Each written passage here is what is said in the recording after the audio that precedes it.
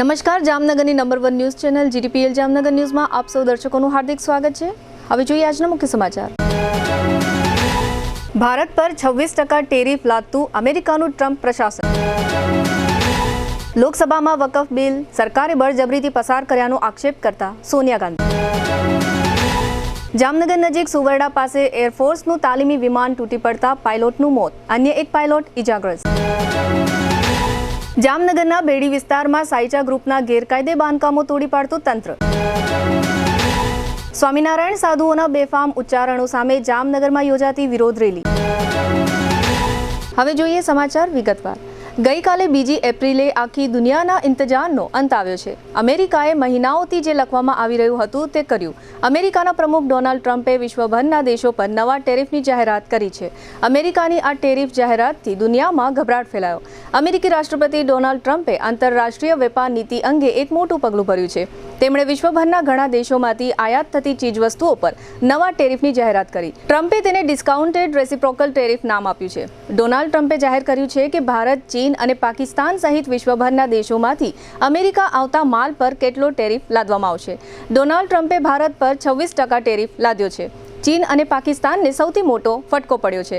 Donald ટ્રમ્પે ચીન પર 34% અને પાકિસ્તાન પર 29% ટેરિફ લાદ્યો છે। ચીનથી આવતા માલ પર 34%, યુરોપિયન યુનિયનથી આવતા માલ પર 20% અને યુનાઇટેડ કિંગડમથી આવતા માલ પર 10% ટેરિફ લાદવામાં આવ્યો છે। એટલે કે રાષ્ટ્રપતિ ટ્રમ્પે ચીનને સૌથી મોટો ઝટકો આપ્યો છે।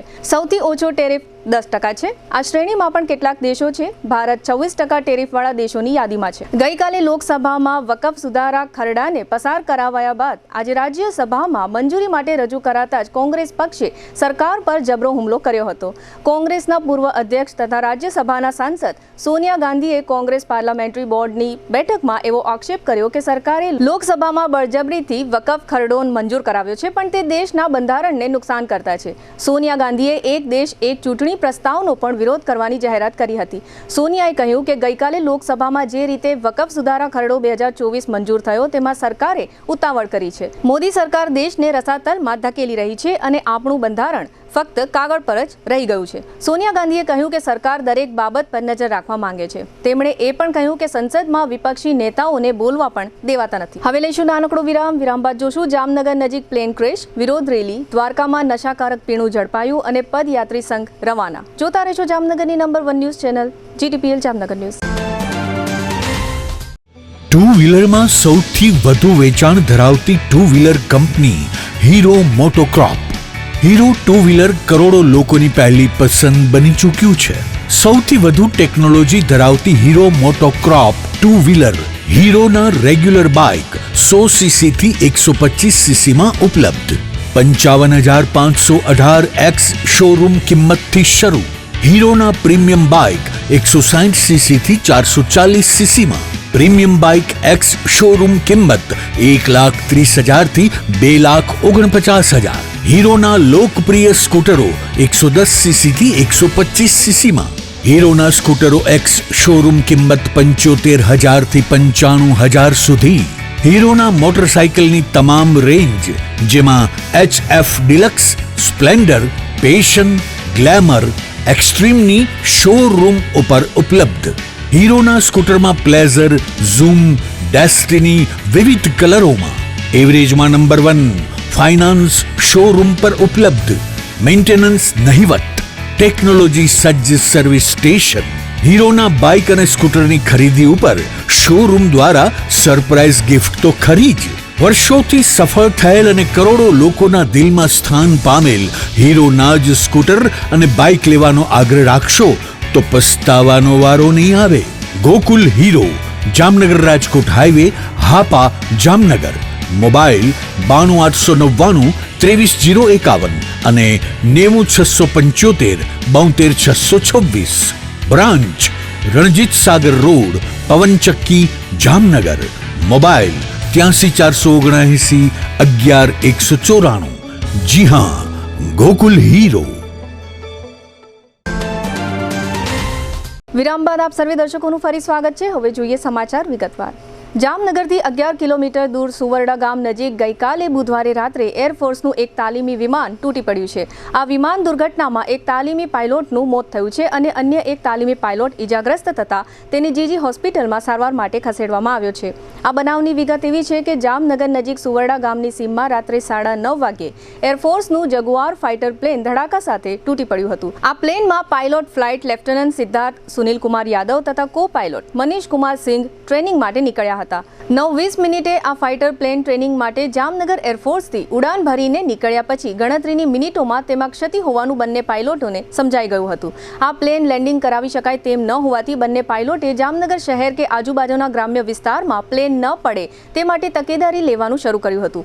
પરંતુ સુવરડા ગામની સીમમાં પ્લેન પસાર થયું ત્યારે તેમાં આગ લાગી ગઈ હતી. તે દરમિયાન સુવરડાની સીમમાં આકાશમાં જ તે પ્લેનમાં ધડાકા થયા હતા અને તેની સાથે આ પ્લેન અશોકભાઈ કણઝારિયાના ખેતરમાં તૂટી પડ્યું હતું અને આગની લપેટો વચ્ચે ઘેરાઈ ગયું હતું. ગઈકાલે બુધવારે રાત્રે આ વિમાન ક્રેશ થતાં સુવરડા સહિતના આસપાસના ગ્રામ્ય વિસ્તારોના લોકોના ટોળા ઘટના સ્થળે ઉમટી પડ્યા હતા. વિમાન ક્રેશ થતાં ખૂબ જ મોટા વિસ્તારમાં સળગતા વિમાનના ભાગો પડ્યા હતા અને સમગ્ર વાડી વિસ્તારમાં આગ લાગી હતી. જામનગરથી પહોંચેલી ફાયર ટુકડીએ આ આગ બુઝાવી હતી. આ ઘટનાની જાણ થતાં કલેક્ટર કેતન ઠક્કર અને એસપી પ્રેમસુખ ડેલુ વગેરે અધિકારીઓ ઘટના સ્થળે દોડી ગયા હતા. આ ઘટના અંગે આજે ગુરુવારે સવારે એરફોર્સ સત્તાવાળાઓ દ્વારા ટ્વીટ મારફતે એવી જાણકારી આપવામાં આવી હતી કે ટેકનિકલ ખામીના કારણે આ વિમાન તૂટી પડ્યું હતું, જેમાં એરફોર્સે એક પાયલોટ ગુમાવ્યો છે અને એક પાયલોટને ઈજાઓ પહોંચતા સારવાર માટે જીજી હોસ્પિટલમાં ખસેડવામાં આવ્યો છે. મોડી રાત્રે એરફોર્સના સ્ક્વોડ્રન લીડર સમિંદરસિંહ બલવંતસિંઘે પંચકોશી એ ડિવિઝન પોલીસ સ્ટેશનમાં ક્રેશ થયેલા જગુઆર ફાઇટર પ્લેનના ફ્લાઇટ સિદ્ધાર્થ યાદવનું મૃત્યુ નિપજ્યાનું જાહેર કર્યું હતું. અત્રે ઉલ્લેખનીય છે કે ગુજરાત સહિત સમગ્ર ભારતમાં એરફોર્સના તાલીમી વિમાનો તૂટી પડવાની ઘટનાઓ વારંવાર બનતી હોય છે. આ પ્રકારની ઘટનાઓને કારણે સૈન્યની આ હવાઈ પાંખ તાલીમાર્થી પાયલોટ ગુમાવે છે. ઉપરાંત પ્લેન તૂટી પડવાને કારણે કરોડો રૂપિયાની અન્ય નુકસાની પણ સહન કરવી પડે છે. પ્લેન ક્રેશ થવાની ઘટના બાદ સુવરડા ગામના એક ગ્રામજન વાઘજીભાઈ ભરવાડ, કલેક્ટર કેતન ઠક્કર અને હોસ્પિટલના તબીબી અધિક્ષક ડોક્ટર દીપક તિવારીએ આપેલી વિગતો પ્રસ્તુત છે. અમે જ્યારે ગામમાં બેઠા હતા ને ત્યારે ગામ ઉપરથી પ્લેન આમ જતું હતું, પાછળથી તણખા જડતા હતા ને મોટો બધો પ્રકાશ થતો એવું લાગ્યું. અમને પણ નવાઈ લાગી કે કદાચ આવું પ્લેન હશે, પણ એ અમે જોતા હતા એ પેલા 10-15 મિનિટ 10 થી 15 સેકન્ડમાં બોમ્બમાં મોટો અવાજ આવ્યો ને 2 ભડાકા થયા. એટલે અમે ધાર ઉપર ચડીને જોયું તો અહીંયા ભડકો બળતો હતો. પછી અમે દોડીને ગાડી લઈને બધા આવ્યા. હા, અમે પાયલોટનું અહીંયા હતા ત્યારે આવી ગયા હતા. આમાં એકને જ અમે જોયા, એકનું તો બહુ અમને પતો ન મળ્યો. એક હાજા હતા, એના પગ ભાંગેલા હોય એવું લાગ્યું. બચાવ પાણી માંગ રહ્યા હતા. આખા અમારું નાનકડું એવડું ગામ છે, 400 માણસની વસ્તીનું. કદાચ જો પ્લેન ગામ ઉપર પડ્યું હોય તો એટલો નાના ક્ષેત્રફળમાં અમારું ગામ છે ને કે કદાચ આખું ગામ પૂરું થઈ ગયું. આ પાયલોટે પોતાનો જીવ જોખમમાં મૂકી અને સુવરડા ગામનો ચોક્કસપણે બચાવ કર્યો છે. પ્લેન અત્યારે અહીંયા તૂટી પડ્યું છે અને એક પાયલોટ ઇજાગ્રસ્ત હાલતમાં છે. એને અમે જીજી હોસ્પિટલ ખાતે શિફ્ટ કરેલ છે.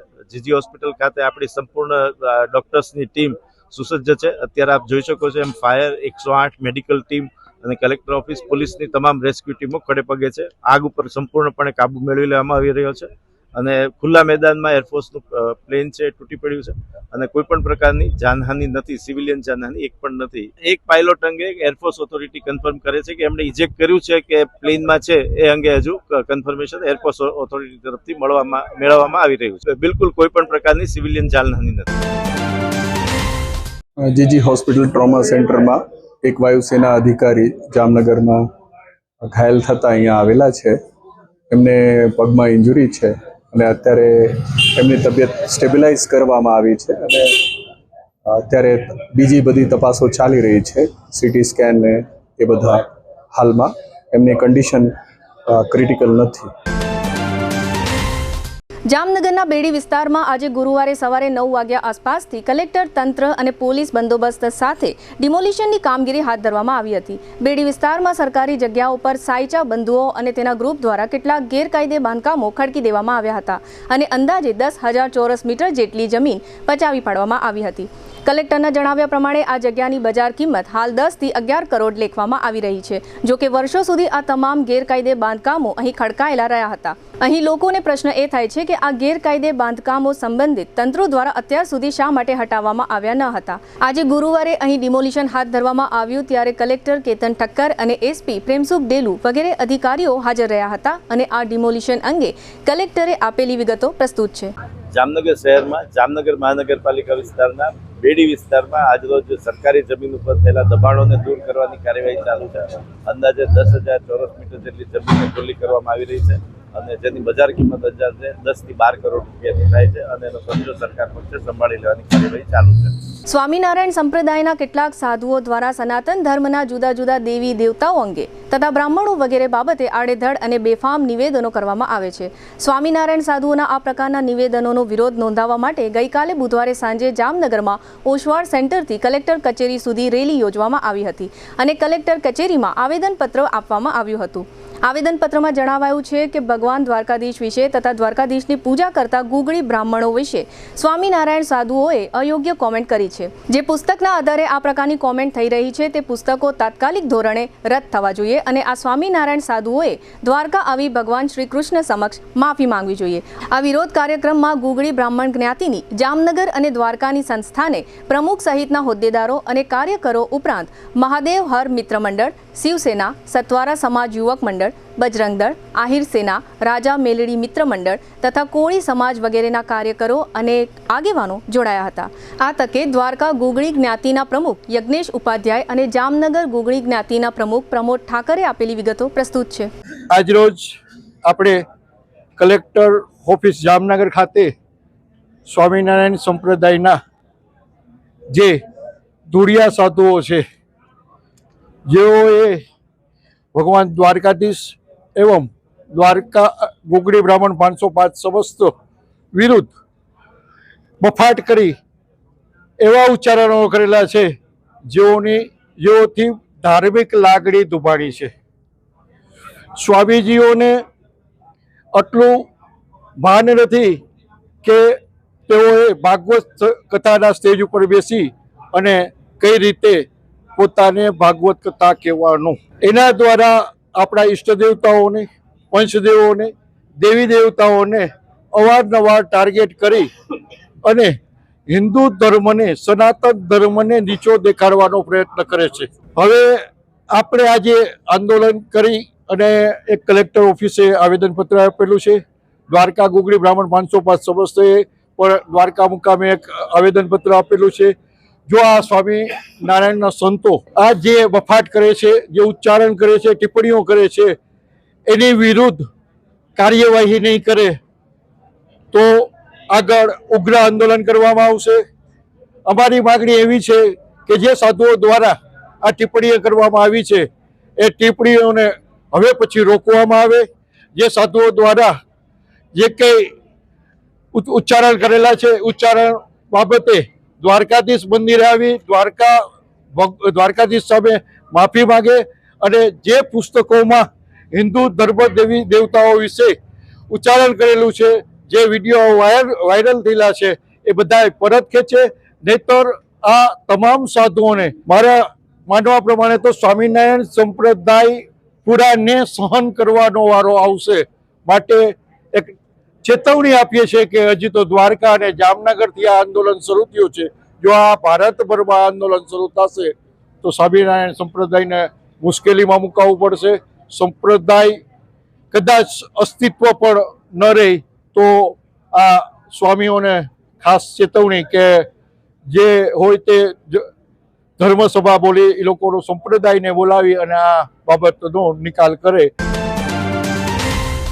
સ્વામિનારાયણ સંપ્રદાયના સ્વામીઓનો જે વાણી વિલાસ અને દૂધમલ સાધુઓ જેમ તેમ બોલે છે અને એ પણ જગતના નાથ દ્વારકાધીશ કે જે જગતની અંદર 52 ગજની ધજા ફરકાય છે, હિન્દુસ્તાનમાં જ નહીં, એવા કૃષ્ણને વિશે વાણી વિલાસ કરવામાં આવ્યો. આ કોઈ પણ સંજોગોમાં સાખી ન લઈ. માત્ર ગુગળી સમાજ નહીં, 18 વર્ણ ભારતભરની અંદર આનો રોષ ફેલાયો છે. માટે એક નમ્ર અરજી છે અમારી કે આ જે ગ્રંથોમાંથી જે કંઈ કથા કીર્તન કરે છે એ ગ્રંથો નાબૂદ થાય. અમારે એ પણ કહેવું છે આ તકે કે બધા જ સંતો આવું નથી, પરંતુ જે આ પ્રકારનો વાણી વિલાસ કરે છે એ માફને પાત્ર નથી. માટે દરેક વરિષ્ઠ સંતોને પણ અમારી વિનંતી છે કે આવા સાધુઓને તમારામાંથી બરખાસ્ત કરો. જેથી કરીને સનાતન ધર્મની લાગણી ન દુભાય અને કૃષ્ણ ભગવાન, દેવી દેવતાઓ, બ્રહ્મા, વિષ્ણુ, મહેશ કોઈને બાકી નથી રાખ્યા. તો આવા તમામ જે પ્રકારના અનિષ્ટ વાણી વિલાસ થાય છે અને કૃત્યો થાય છે એ બંધ થાય અને દ્વારકાધીશની પાસે આવી અને માફી માગે અને આ પ્રકારના જે પંચતત્વો, મારી દ્રષ્ટિએ તો હું તો એમ કહું, કુબુદ્ધિ કુદાસ કુલાચારહીન કદાચારીલીન કુદ્રષ્ટિ કો વાક્ય પ્રબદ્ધ સદાહમ ગતિસ્ત્વમ તમે કા ભવાની. પરંતુ આવા જે માનસિકતા ધરાવનારા સ્વામીઓ છે એની માતાજીને અમે તો નવરાત્રી ચાલે છે એટલે પ્રાર્થના કરીએ કે આ તમામ તત્વો એના ઉત્કૃષ્ટ બને, સારા બને. આવી ભાવના સાથે જામનગર ગુગળી બ્રાહ્મણ સમસ્ત અનેક સંગઠનો, મહાદેવ મિત્ર મંડળથી દરેક 18 વર્ણના હિન્દુ સંગઠનો, આહિર સેના, તમામ સાથ સહકાર અમને મળ્યા છે. દરેક 18 વર્ણનો સાથ છે. એ લઈ અને અમે ઓસવાલ સેન્ટરથી કલેક્ટર સાહેબ શ્રીને આજે નિવેદન આપેલું છે. દેવભૂમિ દ્વારકા જિલ્લાની પોલીસે ઓખા મીઠાપુર પંથકમાં ગેરકાયદેસર રીતે ઠંડા પીણાની આડમાં નશાકારક પીણું વેચનારા શખ્સોને ત્યાં દરોડો પાડ્યો હતો. અહીં જીયાંશ એન્ડ ગુરુદેવ કોલ્ડ્રિંક નામના પાટિયા હેઠળ આરોપીઓ ગેરકાયદેસર રીતે આ નશાકારક પીણાનું મેન્યુફેક્ચરિંગ યુનિટ ચલાવી રહ્યા હતા. પોલીસે આ પીણાની 660 બોટલ કબજે કરી છે અને આરોપીઓ કેતન જટણિયા, કપિલ ઠાકોર અને નીરવ જટણિયા વિરુદ્ધ આગળની કાર્યવાહી હાથ ધરી છે. ડીવાયએસપી સાગર રાઠોડે આ અંગે આપેલી વિગતો પ્રસ્તુત છે. ગઈકાલે દેવભૂમિ દ્વારકા જિલ્લાના ઓખા પોલીસ સ્ટેશન વિસ્તારમાં પોલીસને એક બાતમી મળતા કેફી પીણું, નશાકારક કેફી પીણું વિસ્તારમાં વેચાણ થઈ રહેલ છે. એ જગ્યાની બાતમી મળતા પોલીસે તરત રેડ કરીને તપાસ કરેલ તો એ કેફી પીણું એમાં નોન આલ્કોહોલિક બિયર તરીકે કેફી પીણું જે વગર લાયસન્સ વગરનું હતું, જે પ્રોડક્શનનું કોઈ લાયસન્સ નથી. એ ઓખા પોલીસ સ્ટેશનમાં વિસ્તારમાંથી અમે તેને 610 બોટલો એવી જપ્ત કરેલી હતી અને એમાં અમે ઓખા પોલીસ સ્ટેશન ખાતે ગુનો દાખલ કરેલ છે, જેમાં એક આરોપી કપિલ હરજીભાઈ ઠાકોર તેમજ કેતન વિનોદભાઈ જટાણિયાઓની ધરપકડ કરવામાં આવેલ છે. આગળની તપાસ હાલ ઓખા પોલીસ સ્ટેશન ખાતે ચાલુ છે. તેમજ આ જ બનાવ સંબંધે આ જે કેફી પીણુંનું જે પ્રોડક્શન હતું તે બાજુના જ મીઠાપુર પોલીસ સ્ટેશન વિસ્તારના માં ત્યાં એમની ફેક્ટરી હતી અને ત્યાં તેઓ અલગ અલગ જે હાર્મફુલ વસ્તુ હોય એ બધી મિક્સ કરીને એક એવું સબસ્ટન્સ બનાવીને એ લોકો બોટલમાં તેમજ પેકેટ્સમાં એ બધી વસ્તુ વેચતા હતા, જેને અમને કબજે કરેલ છે. તેમાં પણ એમને ખોટા દસ્તાવેજ ઊભા કરીને આખી ફેક્ટરી ઊભી કરેલી હતી.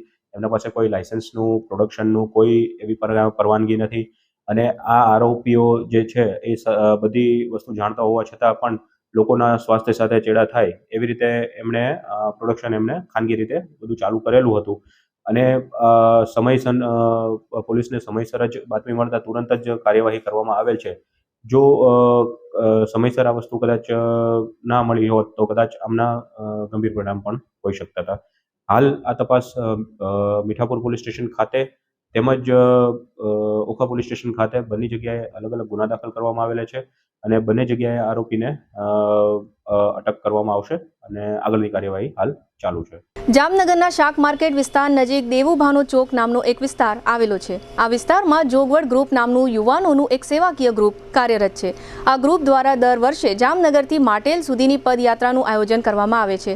દર વર્ષે ચૈત્રી નવરાત્રિના દિવસોમાં આ રીતે અહીંથી પદયાત્રીઓ માટેલ જવા માટે રવાના થાય છે. આ વિસ્તારની બહેનો રાસ રમીને તથા આ વિસ્તારના સર્વે રહેવાસીઓ આ પદયાત્રીઓને ભાવભરી વિદાય આપે છે. આ પદયાત્રી સંઘ છેલ્લા 25 વર્ષથી દર વર્ષે જામનગરથી માટેલ સુધી પદયાત્રા કરે છે.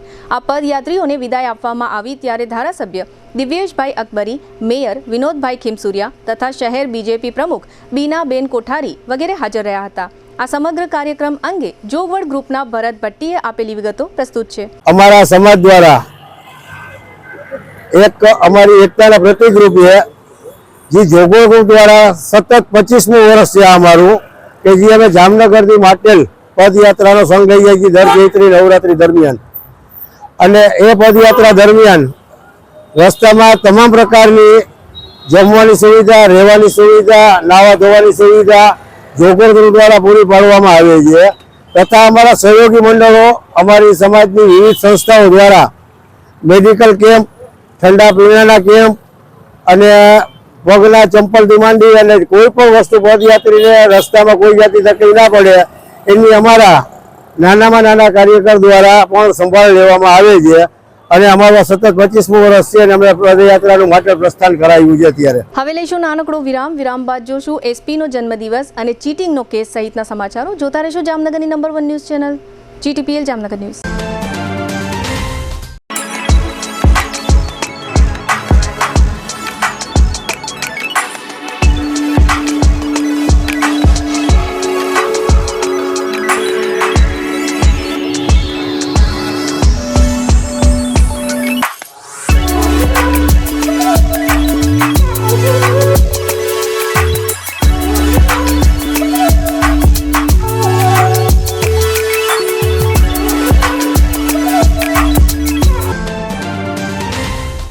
દુખાવાથી પીડાતા દર્દીઓ માટે જામનગરમાં free demo. Namrata wellness centre. ચાલો અપનાવીએ નવીન એક્યુ પલ્સ ટેકનોલોજી, જે લોહીનું પરિભ્રમણ સુધારે, તમારા સ્નાયુઓને શક્તિ આપે, તમારા શરીરને જોમ આપે. ઉપરાંત પંજામાં સોજા થવા, પંજામાં ચડતા ગોટલા અને ગઠ્ઠા થવાની સમસ્યા, અન્ય ઘણા દુખાવાથી મુક્તિ મળે. લોહી પરિભ્રમણથી થતા આ રહ્યા સુધારા અને ફાયદાઓ. કોષની વૃદ્ધિ અને અંગની કામગીરીમાં સુધારો, ત્વચાને વધારે સ્વસ્થ બનાવે, ત્વચાની રોગ પ્રતિકારકતા વધારે, ઓક્સિજનથી સમૃદ્ધ લોહી સ્નાયુઓને આપે, હૃદયની સ્થિતિમાં સુધારો કરે, હાઈ બ્લડ પ્રેશરની સ્થિતિમાં સુધારો કરે, મગજની કામગીરીમાં સુધારો કરે, શરીરમાં જોમ અને શક્તિ વધારે. નબળા રક્ત પરિભ્રમણને પરિણામે અનેક દર્દો આવે છે, જેવા કે ગઠ્ઠા થવા, સોજો ચડવો, તાણ, પગના તળિયામાં જણજણાટી, સાંધાનો લાંબા સમય સુધી દુખાવો, સ્નાયુઓ ખેંચાવા, ગોટલામાં દુખાવો. અમારા સેન્ટરમાં દરેક વ્યક્તિને રોજ 30 મિનિટ ફ્રી ડેમો આપવામાં આવશે. આ સેન્ટરમાં ફ્રી ડેમોનો લાભ લઈ દુખાવાના દર્દથી મુક્તિ મેળવો. Namrata wellness centre, branch 1 Patel colony, શેરી નંબર 2, બેંક ઓફ બરોડાની બાજુમાં, જામનગર. બ્રાન્ચ 2 જડેશ્વર રેસિડેન્સી, જડેશ્વર મંદિર પાસે, એમ્યુઝમેન્ટ પાર્કની સામે, મેહુલનગર, જામનગર. બ્રાન્ચ 3 ડોક્ટર ડાંગરની હોસ્પિટલ પાસે, ઓસવાડ કોલોની, શેરી number 1, Sumer club road, jolly bungalow પાસે, જામનગર.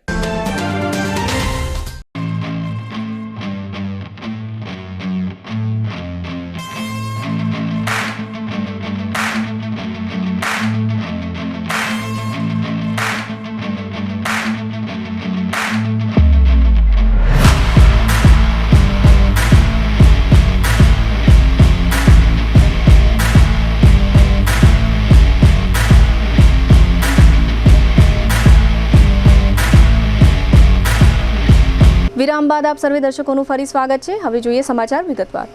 જામનગરના એસપી પ્રેમસુખ ડેલુનો આજે 3જી એપ્રિલે જન્મદિવસ હતો. એસપીએ પોતાના પરિવાર સાથે આ જન્મદિવસ ઓમ ટ્રેનિંગ સેન્ટરના માનસિક ક્ષતિગ્રસ્ત અને દિવ્યાંગ બાળકોની સાથે ઉજવ્યો હતો. એસપી તથા તેમના પરિવારજનોએ આ તકે દિવ્યાંગ બાળકો સાથે મનોરંજન અને નૃત્યનો આનંદ માણ્યો હતો. આ તકે પોલીસ વિભાગના અધિકારીઓ એએસપી પ્રતિભા તથા 3 ડીવાયએસપી જયવીરસિંહ ઝાલા, રાજેન્દ્ર દેવધા અને VK પંડ્યા વગેરે હાજર રહ્યા હતા.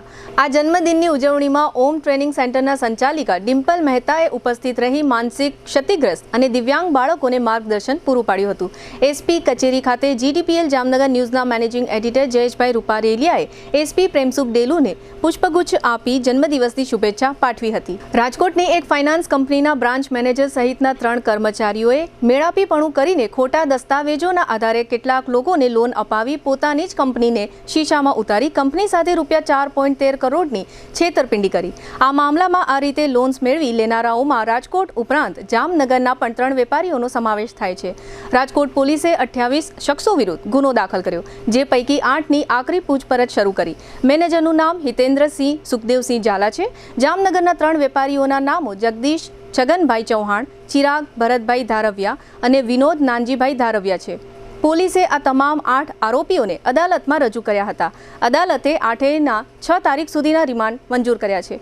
જામનગરના 3 આરોપીઓનો છેતરપિંડીનો આંકડો ₹1.15 કરોડ છે. દિલ્હી હાઈકોર્ટના જજ યશવંત વર્માના ઘેર આગ લાગી ત્યારે મળી આવેલ બેહિસાબ કરોડો રૂપિયાની ઘટનાએ દેશભરમાં ખળબળાટ જગાવ્યો હતો.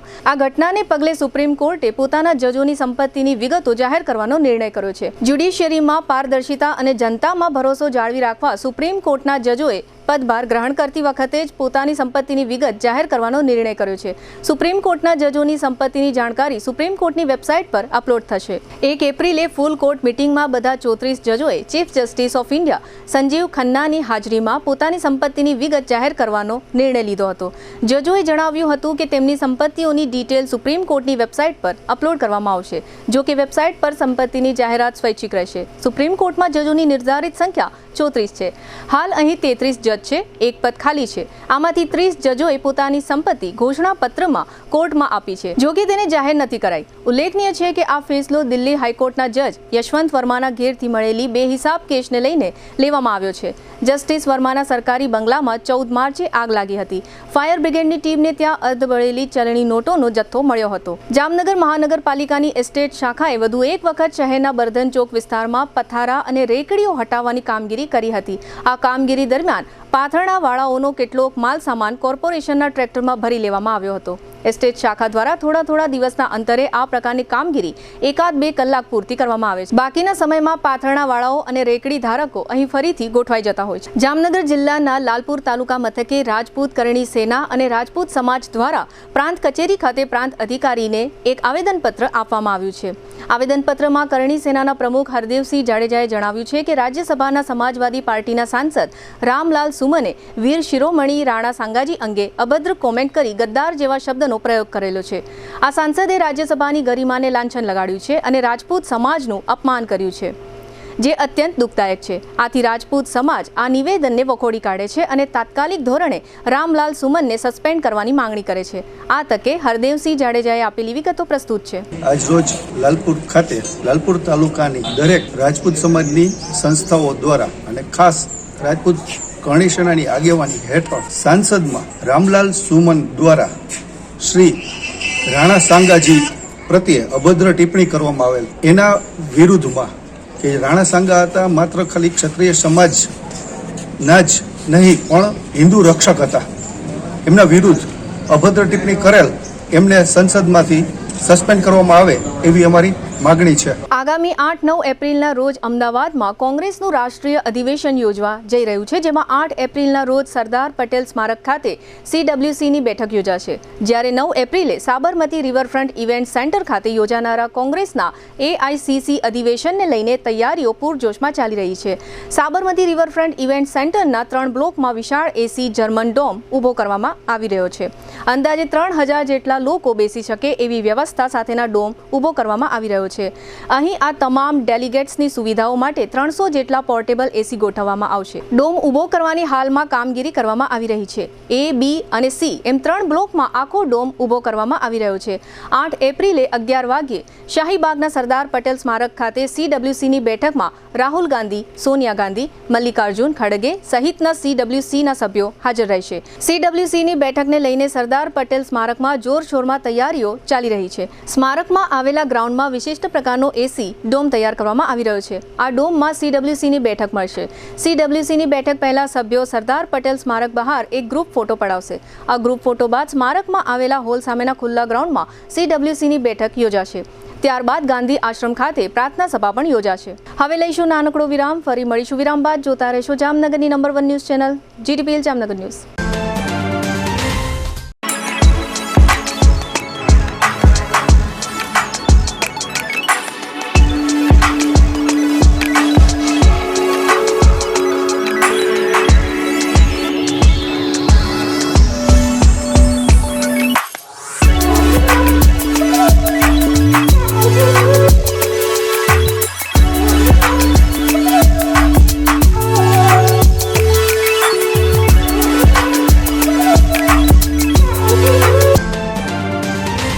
વિરામ બાદ આપ સર્વે દર્શકોનું ફરી સ્વાગત છે. હવે જોઈએ હાલાર પંથકની વર્તમાન હલચલ અને આજની અવસાન નોંધ. મ્યાનમાર અને થાઇલેન્ડના ભૂકંપમાં ફસાયેલા લોકો પૈકી જામનગરના લોકો માટે કલેક્ટર કચેરી દ્વારા હેલ્પલાઇન નંબર જાહેર કરવામાં આવ્યો છે. જોકે હજુ સુધી કોઈએ આ નંબર પર કોલ કર્યો નથી. જામનગરની જીજી હોસ્પિટલના મેદાનમાંથી 51 વર્ષના એક પ્રૌઢ બેભાન મળી આવ્યા હતા. બાદમાં આ પ્રૌઢનું મૃત્યુ થયું છે. દ્વારકા જિલ્લાના સૌથી મોટા સાની ડેમનું સમારકામ 78% પૂર્ણ થયું છે. સમારકામ પાછળ કુલ ₹31 કરોડનો ખર્ચ થશે. આગામી ચોમાસામાં આ ડેમમાં વરસાદી પાણીનો સંગ્રહ કરવા આયોજન છે. જામનગરના 17 નાયબ મામલતદારની અન્ય જિલ્લામાં બદલીઓ થઈ છે. અન્ય જિલ્લામાંથી 9 નાયબ મામલતદારને જામનગર તથા દ્વારકામાં મૂકવામાં આવ્યા છે. જામજોધપુરના ભરડકી ગામમાં 3.25 વર્ષ પહેલા એક પિતા પુત્રએ એક પ્રૌઢની હત્યા કરી હતી. આ બનાવમાં જયંતિભાઈ સાંગાણીનું મોત થયું હતું. અદાલતે રમેશ લક્ષ્મણ સાંગાણીને આજીવન કેદની સજા ફટકારી છે. દ્વારકા જિલ્લાના પોશિત્રા ગામના 2 સરકારી ચોપડા ગુમ છે, જેને કારણે ધિરાણ સહિતના કામોમાં સંખ્યાબંધ ખેડૂતોને હાલાકીઓ ભોગવવી પડે છે. આ અંગે આવેદન અપાયું છે. સમગ્ર રાજ્યમાં હિસાબ અને તિજોરી નિયામક દ્વારા 136 અધિકારીઓને બઢતીઓ આપવામાં આવી છે, જેમાં જામનગર દ્વારકાના 1 ડઝન જેટલા અધિકારીઓનો સમાવેશ થાય છે. જામનગરમાં થોડા વર્ષો પહેલા એક યુવતીને છરી દેખાડી લૂંટી લેવાના એક કેસમાં આરોપી વિશાલ સુરેશભાઈ ગૌડનો અદાલતે છુટકારો ફરમાવ્યો છે. આ બનાવમાં આરોપી પાસેથી છરી મળી આવી ન હતી. જામનગરના 2 મહેસૂલી ક્લાર્ક પૈકી સ્વાતિ પટેલની મહેસાણા અને પ્રકૃતિ શિંગરખિયાની મહીસાગર જિલ્લામાં બદલીઓ કરવામાં આવી છે. રાજ્યની સ્ટેટ મોનિટરિંગ ટુકડી શહેરના દીપેશ જીતેન્દ્ર ફોફરિયા નામના શખ્સને ત્યાં ત્રાટકી હતી અને IPL સટ્ટાના નેટવર્કને ઝડપી લીધું છે. મુક્તાબેન નરોત્તમભાઈ કનખરા તે જતીનભાઈ, ભાવેશભાઈ અને નીતાબેનના માતાનું અવસાન થયું છે. 94 વર્ષના જયાબેન ત્રિભુવનદાસ દાણી તે રજનીબેન, ભરતભાઈ, અનિલભાઈ અને અશોકભાઈના માતાનું અવસાન થયું છે. 63 વર્ષના કિશોરભાઈ વનરાવનભાઈ સોનૈયા તે કીર્તિબેનના પતિ તથા દીપ અને મીતના પિતાનું અવસાન થયું છે. GTPL જામનગર ન્યૂઝમાં ફરી જોઈએ આજના મુખ્ય સમાચાર. ભારત પર 26% ટેરિફ લાદતું અમેરિકાનું ટ્રમ્પ પ્રશાસન. લોકસભામાં વકફ બિલ સરકારે બળજબરીથી પસાર કર્યાનો આક્ષેપ કરતા સોનિયા ગાંધી. જામનગર નજીક સુવરડા પાસે એરફોર્સનું તાલીમી વિમાન તૂટી પડતા પાયલોટનું મોત, અન્ય એક પાયલોટ ઇજાગ્રસ્ત. જામનગરના બેડી વિસ્તારમાં સાઈચા ગ્રુપના ગેરકાયદે બાંધકામો તોડી પાડતું તંત્ર. સ્વામિનારાયણ સાધુઓના બેફામ ઉચ્ચારણો સામે જામનગરમાં યોજાતી વિરોધ રેલી. આજના સમાચાર પૂર્ણ થયા. ફરી મળીશું આવતીકાલે GTPL જામનગર ન્યૂઝમાં. ત્યાં સુધી અમારી ટીમને રજા આપશો. નમસ્કાર.